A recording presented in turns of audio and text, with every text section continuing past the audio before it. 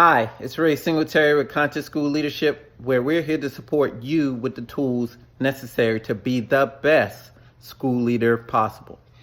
Today, I'm going to continue my month-long series on how to make 2019-2020 your most amazing school year yet. And this week's focus is on learning. So during the last session, we talked about the idea of unlearning. So that means taking those old habits, throwing them away, and bringing in some new ones that are going to work better for you. Today, we're going to continue that idea and bridge it to the tip of the day.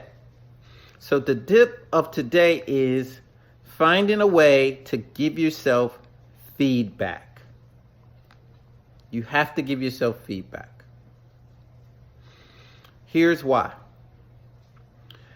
Think about any idea or any learning process that you're trying to do and things that you're trying to change. There's always going to be times where you're failing or you're not as successful as you want to be. It's going to happen. So you need to find a way to motivate yourself and keep yourself on track during those times when you're struggling. And that's what feedback does.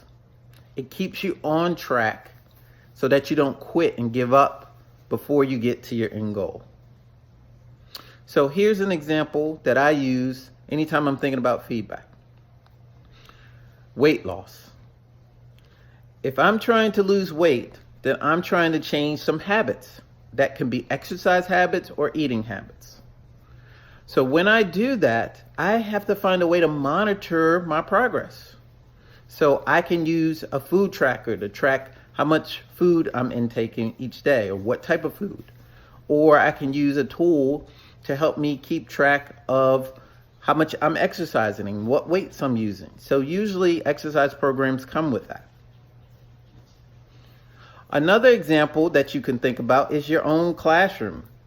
When you're working with students, you have to find a way, or you find creative ways to give students feedback along the way so that they don't see their progress as getting too hard or too difficult, and they don't quit on you. So you find tools like math journals, or you find things that like formative assessments that give them feedback and show them that they're making progress so they can continue to work. Now, there's tools out there that can help you do these things, do the things you want to do. I know I've read a book called Executive Toughness, and they have a tool to help you monitor that progress along the way, and reflection tool that you can use every day. Another thing you can use is videos. I like using videos for myself if I have to do a talk or a presentation.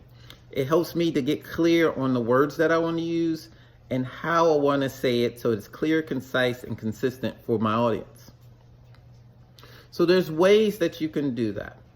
But again, getting back to the tip, it's about finding those ways to give yourself feedback so that you can see your own progress. And if you can do that, then I know that 2019-2020 is going to be an amazing school year for you. But I also want to hear from you. What tips do you have about how you measure your progress along the way when you're starting new learning and new goals? Because here at Conscious School Leadership, it's about a conversation. But I'm also here to support you with the tools necessary for you to be the best school leader possible, because your school, your community, your students, and you deserve it. Thanks, and I'll see you next time.